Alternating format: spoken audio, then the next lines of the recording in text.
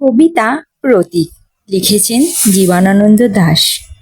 একদিন অবশেষে ভোরবেলা চায়ের টেবিলে দেখা গেল চিনেমাটি দিয়ে গড়া পেয়ালার পর হেলিও ট্রাম্পের মতো আকাশ থেকে মানুষ ও মানুষের অঘলগ্ন প্রতীক পরস্পর একজোড়া লঘু প্যারাশুট বেয়ে নামে। লঘুতর মনে হয় পেয়ালার প্রবীণ পালিশে, যেন তারা অনুকূল বাতাসের ভরে কোনো এক প্রাসাদের বালিকার শীষে নেমে আসে নদীর সফল গৃহজলে। গোমধ্যের ক্ষেতের ভেতর মনে হয় ভোরের বাতাসে যেন বসে কোনে এক চীন কারিগর এই ছবি এঁকে গেছে 2 পল অনুপল আগে।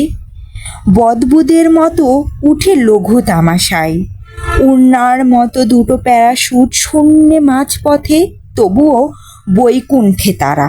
পৃথিবীর রক্তের ঝর্ণায় বৈতরণী তরঙ্গের নিচে তবু তারা মাছের উজ্জ্বল লঘু শঙ্কের ভেতরে।